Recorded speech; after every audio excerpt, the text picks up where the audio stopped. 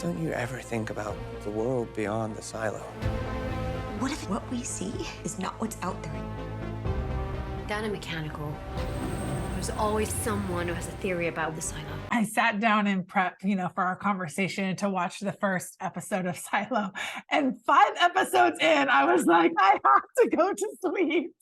It is so good. I love the unique environment and the characters. Talk to me about developing this. Now, I understand it was, your book series first. So talk to me about how you even came up with the idea and created this world. Yeah, it started with the wall screen for me, and it was just going to be a short story. It was never meant to be a full novel. This was 11 or 12 years ago. I was just fascinated by how much we were getting our view of the world through our screens, which you and I are doing right now. But getting our news, getting our opinions, sharing, seeing our friends and family's lives through screens, and it's filtered, and it's often bad news, and social media might be like falsely positive views of the world, but I just realized that we weren't seeing things as they really are, but through these kind of filters. And so I wondered, how bad could this be? That's kind of the sci-fi, the way we work is like we see something in the news and we're like, oh, how can we make this worse, and then we write a story around that. So my way of making it worse was to put everybody underground and to have this terrible view of the outside world. And for me, the human spirit is, the belief that we can fix things, make things better. And I created this world where if you talk like that, you're considered a threat and you're sent out to die. No, it's fascinating, the characters that you've developed. And I was reading through with some of your bio, and it seems like Juliet, the main character, might have a little bit of you in her with her love for machines and so forth. Talk about developing that character. Oh yeah, she's the most popular character I've ever written, over 20 plus novels. And I think people are drawn to her because everybody wants to see, there's a part of her that we all hope to have, this indomitable spirit, this curiosity on how things work, this belief that things can be repaired, at first with machines and later with people. So yeah, there's a lot of my ambitions. I'm probably more like Lucas, or there's a character in the later in the book, Solo, who's really quirky and interesting. But I would like to be like Juliet because I think she's pretty outstanding. I love that at the core, it's this search for truth. I feel like that's such a amazing topic right now, just in the world, that it seems like absolute truths are no longer allowed. Like it's all fluid, whatever is my truth or your truth. I mean, it's just such an interesting time to have a conversation about truth. Obviously you wrote this a decade ago, knowing that it could potentially come here. Talk to me a little bit just about truth in the world. I think truth does exist. I think it's whether or not we can find it or write it down is a different conversation. But I think I believe there's an objective moral truth out there. I don't know that we'll ever reach it, but the way the world gets better is we move towards it. And so getting there is not really the point. It's just getting closer to it than we were in the past. And I think if we look at a timeline of human history, we're getting closer and closer to some objective moral truth, and we're finding it by fighting with each other and arguing with each other and pulling in every direction at once. But I think that communal force is moving us in a very positive direction overall. Yeah. And so, your book series, then it gets adapted into Silo, which we're going to see on Apple Plus, which is super exciting. Talk to me about what that process looks like. I understand you were able to be pretty hands-on and in the writer's room. And what did that kind of mean to you? Yeah, hands-on, literally. I was the first time I showed up on set, they were building the steps, which if you watch the show, you'll know that they're central literally to the story and figuratively. And they were, these guys were pushing plywood through bandsaws and hammering these steps in place. And I just had on a hard hat and a high vis jacket. So I blended in with everybody. and I just started helping and put a few of the steps in. And so my involvement was like as carpenter and as also as executive producer and in the writer's room. It's been a thrill. I just love working with creative people. And as a writer, we often have to work alone. It's not till we get into the editing process or working on cover art that we get to allow people into our story. But there were hundreds of people working on building this, from props and set design and costume and hair and makeup, and then the actors and the painters. Like, everyone had a role to play.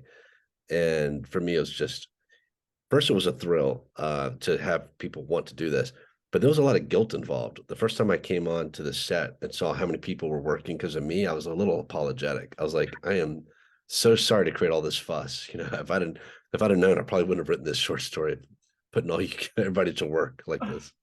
No, but on the flip side, you're providing them all the opportunity to tell this great story in a different way. I mean, so you said you kind of, helped build, but then when it finally came to fruition, did you get an opportunity to just like have just a one-on-one with the set and say like, wow, this is the land I created?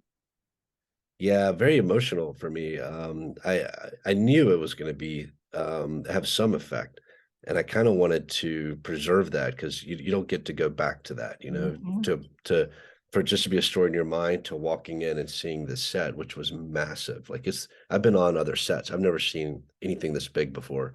And people who worked on this show, people who were on Game of Thrones and other big shows, said they've never worked on a set this big. And so I recorded kind of me walking out, seeing it for the first time, and I haven't been able to share any of this stuff because everything's under wraps until the show. But I would love to share that at some point, so you can just kind of see me get really I tear up, and I just am so full of awe and gratitude. I can't believe what they built, and that it all started with this really simple story. I love that you kind of had the wherewithal to say, let's do more with this moment than just take it in myself. So I look forward to seeing that video. The cast is fantastic. It's diverse. They're amazing. They're able to make me connect with all of them, even the ones I'm not sure if I should trust or I should trust. And I'm spitting out questions in my head as to, well, how come the helmet, or how come this or that? Talk to me about the casting process, and then finally seeing these characters kind of come into place. Does it feel like how you envisioned it? It's so much better than I envisioned it. When I first wrote these books and things were really taking off, fans started dreaming about casting this and seeing it on the big or small screen. We thought it was going to be a film at one point. So people were like, "Well, who do you imagine?" And they were throwing out all these famous people, and I was like, even if this gets made, which it will never get made, there's not going to be movie stars in this. It's just going to be people you never heard of. Like, slow your roll. And since then, like, TV has become prestige, and it's where a lot of actors want to be. So the fact that we have David and Rashida and Rebecca and Tim, like, how do we have like these award-winning, top-notch superstars all on our TV show? The world has just changed, and so I look like a fool now, because I told all these readers, like, stop dreaming. You're never going to get a cast like this. And then when we announced the cast, we're all like, we told you so. And I'm like, okay, I have no idea what I'm talking about.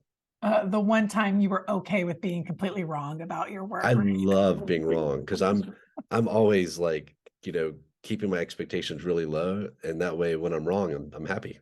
Are you the type of person that pulls from that personal experience and lets that bleed into your work, or do you see from others and then manipulate it? I love that you had said you were looking at current times with screens for this story. Where does that inspiration come from? Totally. I think not only do you write what you know, you write best what you know best. Like, the deep emotional experiences in your life are what you need to draw on when you are trying to create drama in your fiction. So like, one of the in a bad way, one of the most impactful things in my life was being like right at ground zero when 9/11 happened. And the trauma of that day is something that I processed through fiction. So in almost every one of my stories, there's some element of 9/11 in those stories. There's some element of a very complex relationship I had with my father in every story. And it took like writing a dozen novels to see those patterns and realize, oh, you keep going back to the same kind of source. And, it gets hidden in these characters and plots so that, only maybe myself and people who know me really well can see that.